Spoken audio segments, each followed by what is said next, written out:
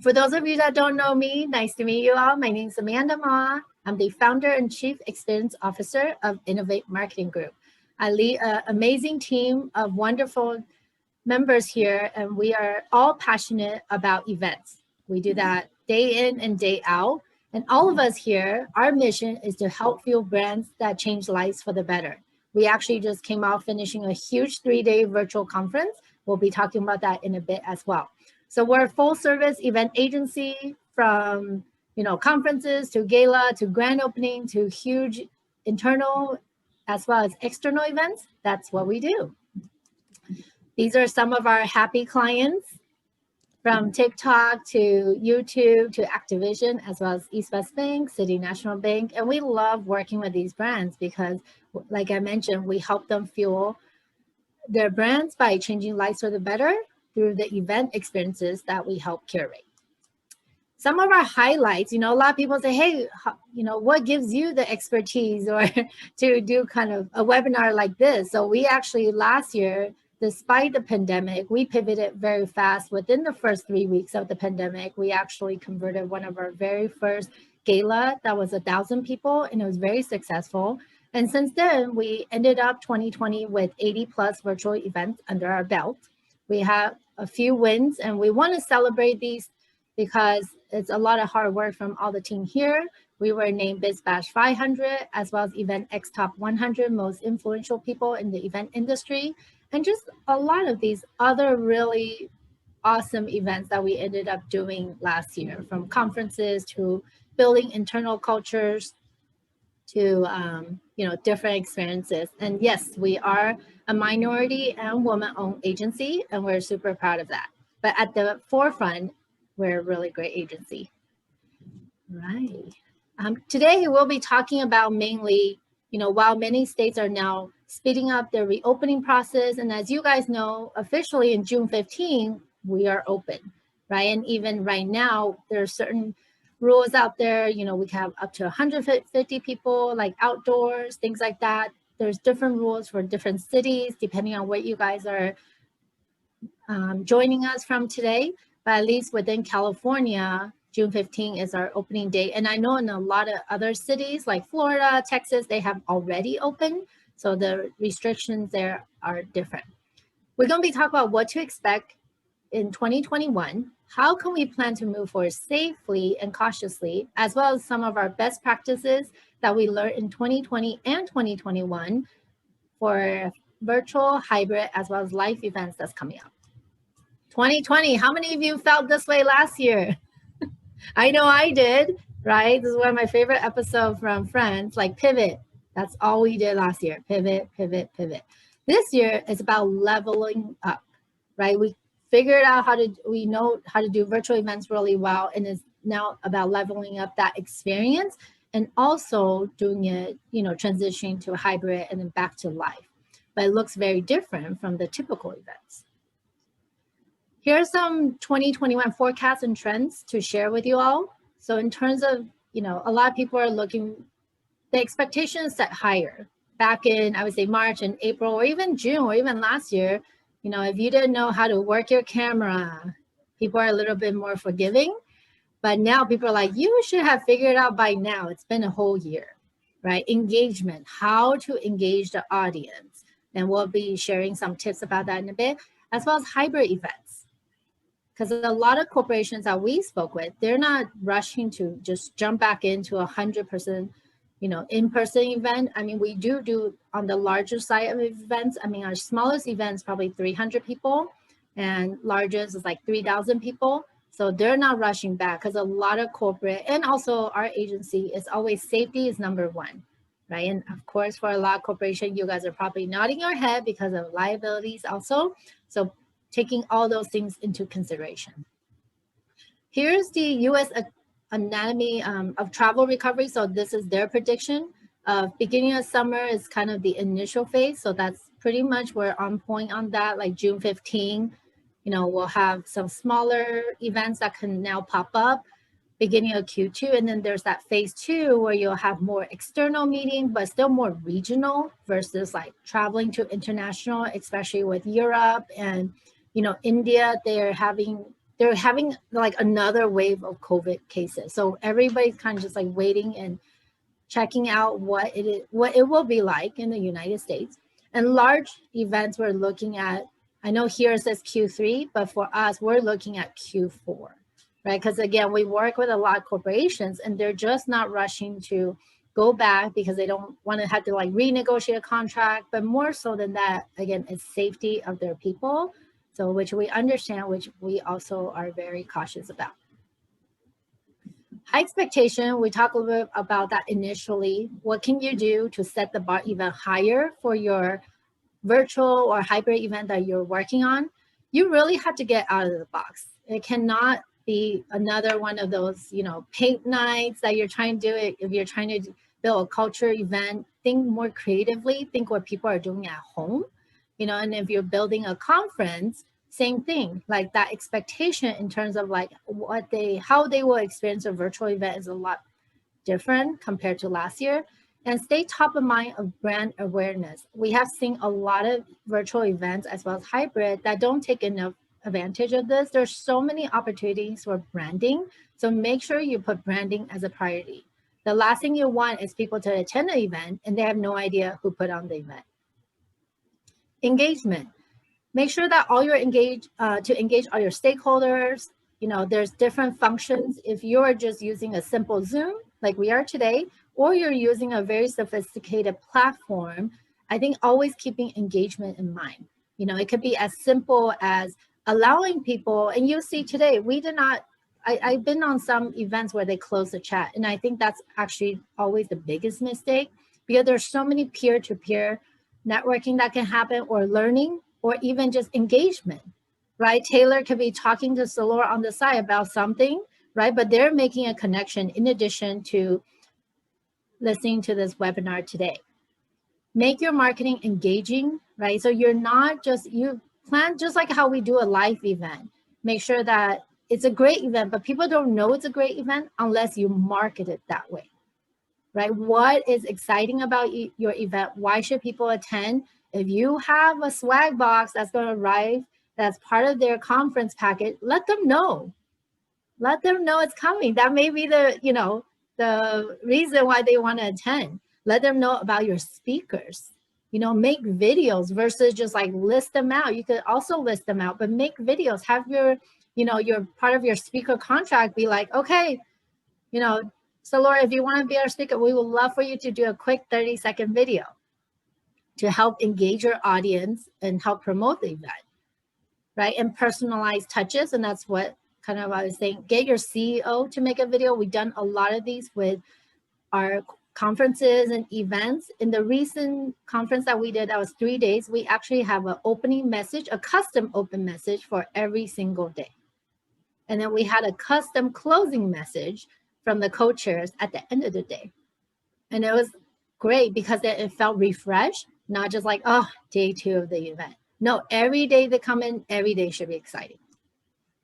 Hybrid events, we get this question a lot, especially from our client. What exactly is hybrid events? How that looks like? Essentially, it's virtual event plus in person, and then sharing that experience. I think, so I use a Venn diagram here to show. I think I'm a very visual person. The middle part, that is essentially a hybrid event. Here are 6 key drivers of a really successful hybrid event: the environment, the experience that you're building, the engagement, the communication. I feel like this one people miss a lot because they don't communicate what the attendees should expect or how to prep them so that they have a really good virtual experience. So in one of the recent events that we produce, we make sure our client have really great communication plan, like the 3-day conference, that they each day, well, prior to the event, they have, what to expect for the event. That includes what browser they should be using for the best results, to what they can expect when they get into a function. And then each day there's an email that's sent out in the morning to remind them of the fantastic programming that's coming up and the gamification, things like that. But communication is so important. If people cannot find how to get to your event, they will not show up. And I can tell you there were quite a few events last year. And, I'm an event professional, so it's not too hard for me because we do this all the time. But there are one or two that I really got lost. And guess what? I just decided it wasn't important enough for me to spend another 10 minutes trying to figure this out. And I just didn't go to the event. We don't want that to be your event. Content. Content is key at the end of the day, right? Who is participating in your event? What exactly is this? I don't know, say you're doing a culture event. What is it? Make sure you make it really enticing, kind of like how we have our description today, and then the key takeaway. You could do the same thing with your event. Doesn't have to be long. Keep it simple. And then ultimately production. At the end of the day, it's an 80-20 rule, 80% planning, 20% execution, right? But you need to make sure this is really solid. Hybrid events is definitely what we're seeing in terms of summer, fall, and even some for winter for large events. Like I mentioned, it's a one event, but two experiences. You need to have super strong visuals. Again, because most people are looking at, at home. And then some people that are on site get to enjoy what's in person. I recently attended an event. They actually had 3,000 people virtually. And then they have about 100 people, including staff, that was in person. The event was held in Texas. Content creation strategy, make sure you spend time on this, because a lot of people just keep thinking about the overall or like the details, and they really forget about the content. What is it that they're trying to communicate at the end of the day, or why do they host this event? Just like a life events, we always are thinking, what are the wow factors and why are you hosting this event? Visual components, like I mentioned, it's very important. That's why we talk about strong visuals. Yes, it's one event. So something to consider, that even though it's one event, it's not the exact same content. There will be a certain portion, because a lot of time the people that are in person are seeing the speakers live, or they're seeing on the screen, but then there might be some discrepancy in terms of like what they are experiencing. So you're just trying to make it as similar as possible. Know that it doesn't have to be exact, right? And then the lead time to plan does take a little bit longer, because like I mentioned, we're now planning it's like you're planning, you have to think about the virtual side as well as the in-person side. So you need a little bit more lead time. We are seeing a lot of people, focusing on wellness, on cleanliness, safety, COVID safety, as well as outdoor concept. We're looking at a lot of outdoor spaces for some of our clients who are looking to do some in-person events. So that is definitely, if you're someone from the venue side or you're thinking about hosting your event, check out their outdoor space. And as usual, we always ask, what's the backup plan in case it rains? So we have somewhere to go to. And then as well as space setup, we will be sharing some setup examples with you shortly. Some tips for a hybrid event to make sure your event is very successful. And this is actually the same for virtual event too, is a fantastic moderator. We had the opportunity to work with a lot of great MCs and moderators last year, and out of the 80 plus events, and the ones with really solid moderator, the event experience is just that much better, because they're able to carry on the conversation, they're able to weave in the questions, and they're able to engage with all the audience or majority of the audience, right? They're not saying, hey, hello everybody, but they're actually able to pick out certain people from the group to make them feel like they're more engaged. So instead of saying, I can say, oh, Andrea, we have Andrea here today, right? You're like catching people's attention. When we were doing a cocktail and comedy event, we were saying, oh my gosh, Andrea, your cocktail looks amazing. And then now they're like, oh my God, someone's paying attention to me. I better pay attention back, right? And then they're now like holding up their drink and showing off a little bit more. So that great moderator is kind of the tie-in in terms of the voice of virtual and hybrid. And then how this can be done is, say if you have a moderator on site, you make sure you have a big screen TV where they could see all the feed of the chat. So how they engage, because the people on virtual, it's like, oh yeah, put your thoughts in chat. What was the biggest takeaway? And you read off some of those messages, right? So you'll say, oh my gosh, like two said, this is her biggest takeaway. Oh my God, Andrea said, this is her big takeaway, right? But you're engaging people that way. Use technology to bridge a gap. So it's no longer just about virtual event on the laptop, but also on your cell phone. So I attended another event recently, and I was actually on spring break with my kids. So half the time when I participated in the conference, it was on my cell phone. And the cell phone was great, easy to use. So, having a mobile app that can help increase engagement. You could do polling on there, Q&A, and a lot of these virtual platforms have that that feature. So, but you have to make sure you ask, because not every one of them have that function. 5 ways to get engaged, to get attendees to show up. This is one of my favorite part, because we get a lot of we usually get very good show up rate. In our recent conference, we got a 90% attendee show up rate and engagement rate. Even the virtual platform vendor was like, this is a record for us. So we actually hit the record, which is amazing. So here are 5 tips for you guys. No recording. A lot of people, if they know it's recorded, they might just not attend. So we very consciously, so you could do no recording, or you could even upsell the recording. If some of you are doing e-learning, that could be a different opportunity. Swag boxes, you could see some sample on the slide, and my team also prepared some for me to show you. So here's one swag box we send out for an event, and you see how this big card, we make sure to make a big impression, go big or go home. And the inside is all the goodies that's for the event. And why the swag box is great, because it serves as a reminder that the event's coming up. So remember to send it the week up. You don't want to send it too early, because people will forget. And you don't want to send it after the event, because then your event's already over. And part of it is everything that is in your box, you want them to be able to engage with the event. Whether it's eating the snacks, or using the ring light that you send them, or wearing the socks because everybody's at home, right? Good communication. I cannot emphasize this enough, because I feel like a lot of people have great events, but they don't have good communication. So that's actually one of the first thing, part of our strategy when we consult with our clients. What is your communication? And you'd be surprised a lot of times, like, well, I send out, 2 emails. Why nobody show up? I was like, one, so really spend time on your communication. Keep it simple. We work with one of the platforms, and it was so complicated. And we say, hey, you know what? Let's make a video how to do this. And then with that, it just made it that much easier, versus like, oh, here's a 10-page FAQ. Please read it and know how to get into our platform. Nobody's going to do that, right? Keep it simple. Make it fun. Videos are great. Do that. Gamification.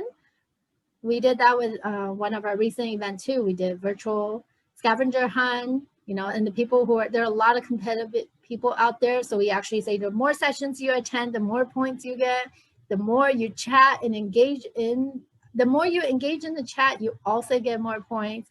So those are all some tips for you guys.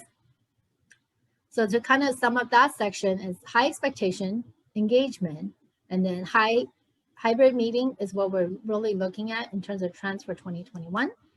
Here's some best practices for you all when you're planning your virtual or hybrid events. AV, have a professional team. We literally have, quite a few clients ask us, do we really need an AV? Can you guys just do it? And my answer is yes, my team could do it to some level, but we're not, AV professionals, they do a different type of work from what we do. We are event management, we're event strategy, so having the professional, and then again, out of the 80 events, the one that we have professional AV, the ones that requires it or needs it, they do so much better, right? Because we're able to do sound effects, we're able to do all the transition more smoothly, more flawlessly, just like how we do in live events. Today, we don't have an AV team. This is part of my team, and she's a superstar when it comes to doing Zoom events. Sending AV equipment to a speaker if needed. So make sure you allocate a budget for that, because not all speakers, I would say most professional speakers are ready. They have a professional microphone, they have really good lighting, they have a virtual background, but there are some other ones that we've seen where literally the background is their living room and it's messy. So the least thing that you need to ask them to do is like clean it up or find another area. We also seen some speakers like in the dark, right? So my team is like moving them around, like, is there anywhere else in your house that you could do this from? Professionally edited videos. We talk about the experience elevated, making sure your videos are much better done now. Pre-recording. So for some of the speaker, a lot of events, we actually do a mix of pre-recorded versus live to minimize our risk. You know, I've seen a lot of events out there where the speaker was late or their internet goes off. You want to prep all that beforehand. You know, we do a lot of rehearsal. We send our speakers best speaker prep sheet just to help them, and we walk them through it. We don't expect people just like to read it, right? And then make sure they have solid internet, sound, and lighting. I would say that's like the basic. If you don't do anything else from today's conversation, make sure you have those three. I think it's already a head start. Run a show, make sure you have really good hosts. Make sure your host is really good at audience engagement. That's super important. And then one person that's dedicated to chat if your event's really big. Like for the virtual conference we had recently, we actually have several people dedicated to chat because we have several chat rooms to, one, see what the conversations is about and if there's any important issues we need to talk about or what's a popular subject. And if you are running an event, a lot of time people say, oh, you know, people are just not engaging. They just don't want to turn on the camera. They don't want to turn on the mic. And our question to them is, did you ask them? So we actually tested this out. We did one event. We purposely asked them and we made a slide that says, turn on your mic and camera halfway through, right? And guess what happened? 80% of the people turn on their mic and camera. Because a lot of time people are just listening. They don't think you're trying to engage with them, right? But then it's really fun when you can see everybody's faces and then their smiles. So try that out at your next one. Overall, duty of care, I think that comes back to just like COVID safety. Have a strong message, focus on big picture, contingency plans. You need to have this because certain time, like we did one event where they actually did a routine update. So we were down for 5 minutes. It was a very small event. And then this is like doing our rehearsal. But what if it happened in a real event? You know, Charter don't call us and tell us they're going to have a routine update. You know, and I'm looking at my team because she's like, she felt that. We're all like, what happened? Contingency plan, yes, make sure you know and make sure your speaker know and make sure your team knows, right? So they're not freaking out like, oh my God, I just dropped my internet. No, most of our speaker, if something were to happen to them, they know exactly what to do next. Okay, I'm gonna call in or I'm gonna call this person from the IMG team, right? Keeping everything clear and concise and then having strong graphics. Platform. There's so many platforms out there. Truly understand what its offering is. Don't just pick something because someone tell you, oh, that's a really great platform. But is it the right platform for your particular event? Branding and design, make sure you have really great virtual background. I think that's always the easiest in terms of branding, making sure your brand is there. If you're using a lot of different platforms, you can have virtual background. And then sponsor logo visibility, adding that on in terms of the branding and overall look, that gives them a lot of visibility because we do have people come and say, hey, you know, how do we get sponsors? Because they're not there in person, you know, and we say incorporate a sponsor video in the beginning, have sponsor logo at the beginning and the end, right? Because sometimes people chime in into the sessions later. So make sure you have different touch points.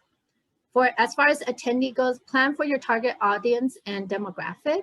So we have, you know, out of the 80 plus events, we have different demographics. Some are 20s, some are 30s, and some, we even have one that was in their 80s. So if we could do events for 80 people virtually, we are good. We were very scared of that one, you know, because they're not as tech savvy, but you know what? You just have to make it super simple for them. So yeah. And then event kits, we talk about the event kits. These are great. We all get so much junk mail, right? Let's get something that spark joy through these event kits beforehand. How to stand out? We also do get this question a lot. You know, people, we have one client specifically, they do a lot of fantastic events internally, but they say, hey, you know, I just want something more that will help drive engagement. You know, we do events every month, but we'd love something a little bit different and more creative. So that's why they reach out to us. And we first asked like, well, what type of events have you been doing? You know, so you want to do something, look at the trend. Last year, tie-dye was very popular. So we actually did a session on tie-dye.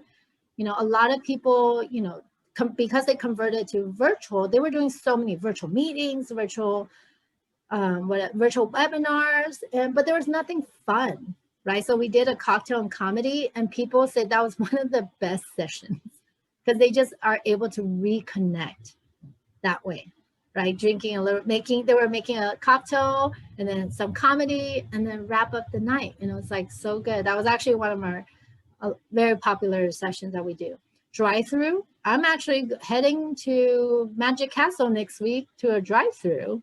I never knew, I'm looking forward to see that. So you guys could do something like that. You could even do a drive-through picnic. For one of our clients, we are actually talking about summer picnic, but instead of getting together in person, it's a drive-through picnic, so everybody could still see themselves in the cars. Kimchi making, I heard this one from someone else. They did a whole kimchi making event, and it was super fun. Whiskey tasting, depending, again, who your demographic is, right? So try to think a little bit outside the box, so it's not just another paint and sip night, because I see that around so much. Here's some example to show you guys. So this is one of the events that we did. This is a virtual conference, and you'll see visually is very visually appealing, right? In terms of the color palette, and then all the sponsors, you can actually click on it and it takes you to their exhibitor booth. But what I want to specifically point out is actually the networking room, or what we call the lounge. So first of all, we use their presenting sponsor because we need to give them more sponsorship or more visibility. So we call this the Bank of America Lounge. And then within that, we had networking, just general networking. We had the client social media, which you can see. And then within each day, we had a chat room for each of the speakers. So if someone really loved Taylor's, say Taylor's a speaker, and they really enjoy meeting Taylor and then just want to talk to him or engage more. And some of these, we don't even have the speaker in there. It's just the regular attendees, and they're just talking among themselves what they love about the session. Or I don't think we had any that talk about what they didn't love. It's mainly like what they took away or what the inspiration, right? And then some of these, we did have the speaker in there to engage with the audience.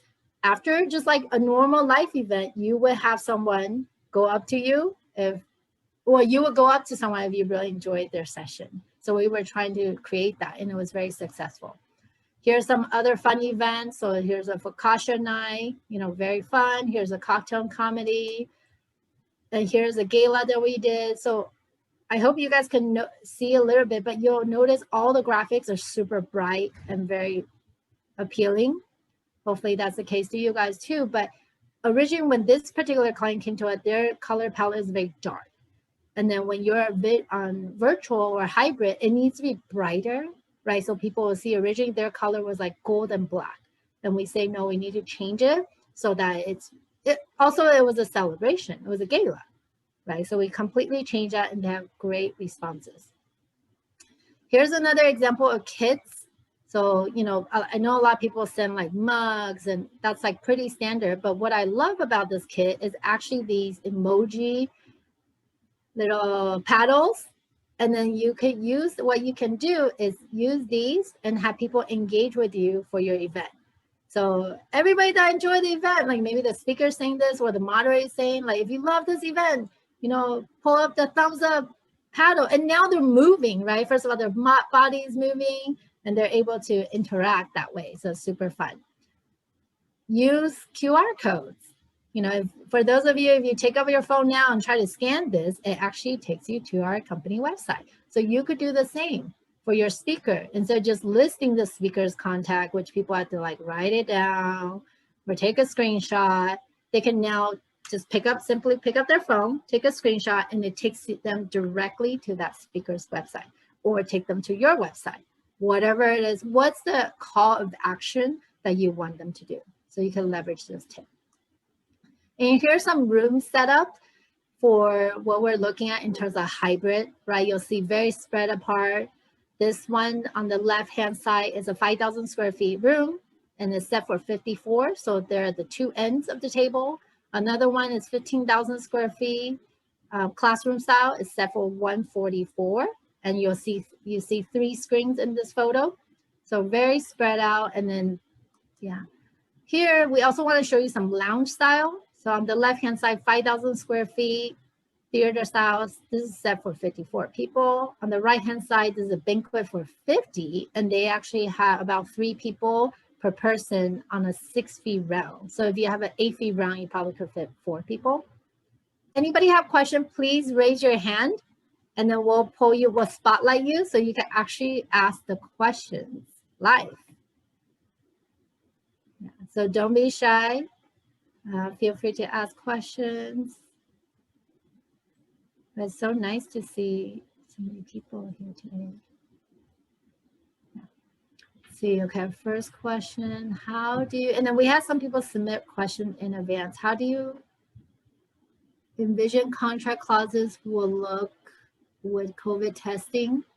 So again, this check with the respective venue, you know, and I'm not a lawyer, so I actually asked our lawyer for this. You need to make sure it works for you guys in terms of liability, but there will be a lot of liability. So on the, in terms of like registration, one of the questions we're asking for the in-person is, have you gotten your vaccine yet? Right. And then we also check with the client, is that the determination if they, so our client decided if they don't have vaccine, they cannot attend. It's a private event, so they could do that. If it's public, it's probably different. So I think that is different consideration. And I would say for this one to check with your lawyer, what is allowed versus what is not allowed, so that it's done correctly. And yes, the liability, and that's why you have to have signs.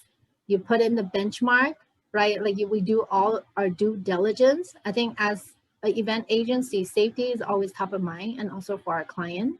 And it's now elevated in terms of like what we have to consider as well. Oh, you want to see the paddle again? Let me see. Oh, I can send it afterwards since we're not sharing the slides anymore. So I could share the slides for you, Jennifer. And I have someone ask me, oh, hi, Karen, so good to see you. I also have someone ask me what virtual platform, right? There's so many out there, and we definitely tried out a lot of different ones. I would say, you know, and I'm hesitant to always just say, oh, use this. I like to understand what event you have and then to recommend, because again, like I mentioned, it's not one size fits all. It's really depending on what your event is about, so that you kind of do it backwards. Perfect. Anybody else have questions? I do.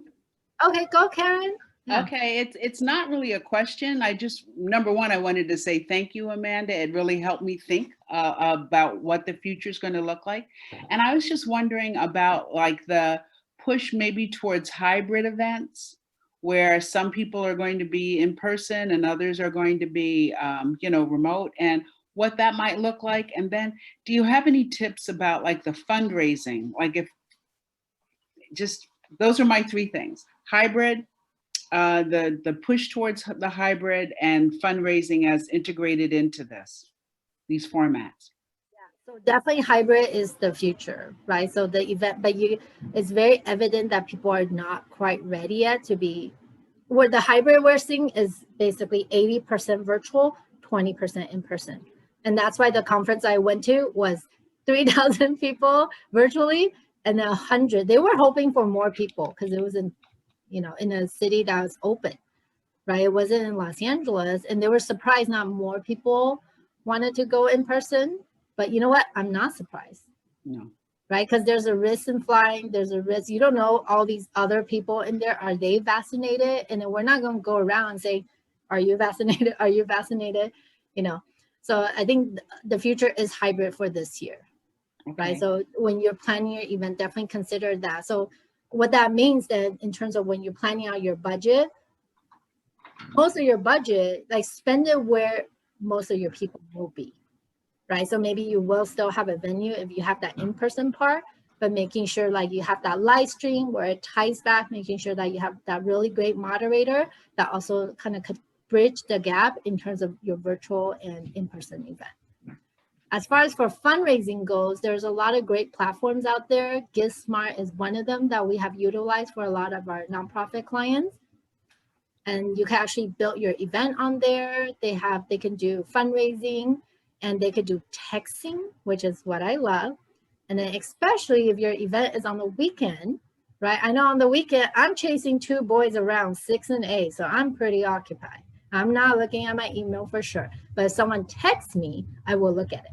So our strategy when it comes to any weekend event is we text them. The client will send out, we schedule part of the what I call the communication strategy. Email goes out on Monday for the reminder, another email on Friday, but they also get a text. And on the day of, say your event's at 5 o'clock, they'll get a text at 3, and then a text 10 minutes or 15 minutes, or maybe you have a pre-show, right? 30 minutes. Then it's like, okay, Karen, in 15 minutes, we're going to start a show. Okay. And now you're really top of mind versus like, oh my God, I missed that. You know, because that has definitely happened to me because I didn't get any reminders.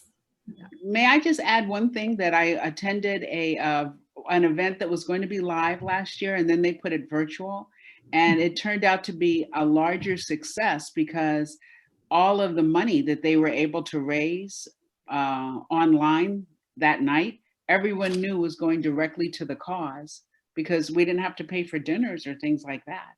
So it turned out to be a lot more effective. Definitely. So all the clients we help, they end up seeing, I would say 98% of them end up raising the same amount of money or more. Or more. So we're very happy to help champion that. No, but you're right, because they don't have to pay for a venue anymore. They don't have to pay for catering, and they're able to use that on really good AV, on a really good agency, on really good strategy to how to, you know, push out their event, like marketing, right? So people can do that. And leveraging social media, Karen, that's another one for you. Yes. Leveraging social media. Start doing promotion. Like I tell so many people this, like, don't just bang on that, like count on that one day. Your campaign needs to start that month. You know, that month you get people, and it's just that week you have the countdown, or now it's D-Day, but you already start fundraising. So it's less stressful for you, right? Because you guys already have some benchmark and some fundraising, some pipeline coming in. Yeah. Well, you know, thank you for that. And that whole need to really push for that campaign. I learned that in the thing that we worked together on. And I just really want to thank you for bringing that up, because you can have the best party in the world, but if no one comes, what's the point? The question is, thoughts on the best way to dive in and try the hybrid waters and then bring folks along with your slowly to create comfort. Okay, so hybrid events, like we said, majority right now is still virtual. So you're just making sure there's like that element in terms of on their mobile app, right? And then for people that are on site, you make sure, one, you need to do it. You could do a quick survey. We actually have one client who thought about doing the in-person portion, a hybrid event where in-person is like a drive-through experience, and then the rest of the people will be virtual. And then that 100 people is like their top VIPs. But guess what? It turns out their top VIPs didn't want to go in person. You know, so take a quick survey, like how comfortable are you guys? Will you show up? Right? And if your top 100 people that you want in person doesn't want to be there, you might want to change that, you know, versus this other event we're doing. It was actually the other way around. The people that they were thinking that would be in person, the people that were supposed to be virtual, they actually want to be in person. So I think a quick survey is always really helpful to help you guys set. And every organization, every company is different, right? So test the water on small projects. I think that's a great way. Like when you have some regional meetings, smaller meeting, do hybrid and see how that works. So I've seen like different executives in different ballrooms so that they could be in person and doing these speeches with really quality AV. Last year we did that too, where we actually have, you know, a centralized location where people came and then we filmed them versus them doing it at home because they just, you know, they don't know how to work all the equipment. And then so that is a better option for some of our clients. What makes a successful hybrid event? I think it's just, that's a general question. I mean, what I asked, what makes a successful event overall, right? What is your purpose of the event? So if your purpose is, like Karen, is to fundraise, right? You hit your goal, that's a successful event. If your event is to engage, because we do a lot of corporate culture building events, you know, and we do them successfully where like 90% of the people are engaged, then that's a successful event. So set your KPIs because every event is different. And then we do some events where it's like they walk away learning a lot of stuff, like the conferences, right? They walk away, have a lot of takeaways. So, and that's why even when we were building the experience, we make sure they have an area where they could download the materials. And then all the sponsors that participate actually get stats on everybody that attend. So they have value in terms of their sponsorship. That, because we got a lot of that too last year. Like, oh, I'm thinking about sponsoring, but I don't know the value. And it's true, because a lot of these other hybrid experience, they just put your name or put your logo on a, on a slide, and then they call that sponsorship. To me, that's not sponsorship. That's just branding. But sponsorship is really truly getting them engaged, right? Getting them involved. Maybe they're part of the opening video, or they're still able to introduce a speaker, but through a video. Great. Any other questions? And hybrid events is actually really, I think it's always, we did a few versions of hybrid events prior to COVID happening, because we were doing a lot of these organizational events where we actually had the White House working with, the White House and president, vice president. So we were live streaming their events. And some of the things that you have to consider is when people are in person, a lot of times during lunch, and you just put up a slideshow that has a loop on sponsor and things, right? But don't forget on your live stream, what is the messaging on that? Are you going to now also have the loop, which is very easily done, but make sure you also have prompts that tell them, like a countdown clock that says, okay, now Karen, or everybody, we're now going to lunch and we'll be back at 1 o'clock Pacific Standard Time. So also be mindful about the time zones. We were doing some events in Canada, which not too big of a difference for time zone, but East Coast, West Coast. So be very specific about time zone. So we put that information on our communication for our events. Just like the 3-day conference we just did, we also put time zone, because we have people internationally that was attending, right? And then some people even go as far as inputting the converter so that, if they're in India and they want to know what US time is. I mean, we didn't do that because most people could do that themselves. Another good tip is also doing captions. I think that's being ADD friendly, but as well as there are some people, they just don't have sound on, but they can still read. So having caption is really great. You could talk to your AV company and they could make sure to incorporate that. So it's just another really great element. I think it's pretty fun, right? In terms of these virtual experiences or hybrid experiences, you get to do something very out of the box and different. Don't be scared about trying it out. I think we have some clients that are really hesitant to try it out, but then we just have to reassure them, like, don't worry, it'll be successful and this is how you do it. And then you don't know until you try. I have to say there's some events that are not as, like we recently did some virtual event escape rooms. I'd say out of all the virtual fun experiences, that's probably one of my least favorite, because there's not a lot of engagement. And I've done in-person escape room before, and it's way more fun. But the cocktail comedy, I had a blast. Mixing my own drink and listening to a comedian, right? So try it out, don't be shy. All right, we have Danica will help us read the question from Karen? Yes, if you have a national event, what focus would you put of the swag box? Can you tell me a little bit more about your event, Karen? So I could give you advice about swag. Well, this is one that we're thinking about, and it's for it is a fundraiser, and we're trying to help them see that their potential participants are national. But if we wanted to send something, would it be like small magnets in the mail that would, how would we, because the idea of a swag box is great, but the cost of sending swag boxes nationally, could just deep six the whole thing. So what would you advise? So you touched on a really good point, Karen, that size does matter. The bigger the box, the more expensive, right? Yeah. So definitely think about that and pick things that people will use. Right. Like we've always been that way, even with live events where we get, people that want to sponsor coupons in our gift bag, we say no to coupons. I said, I don't want to, encourage trash. I want to encourage value. What is the value? So if you look at this box, Like this is a good example. So like I mentioned, tie-dye was really popular last year, and then everybody needs a mask. So we did tie-dye mask.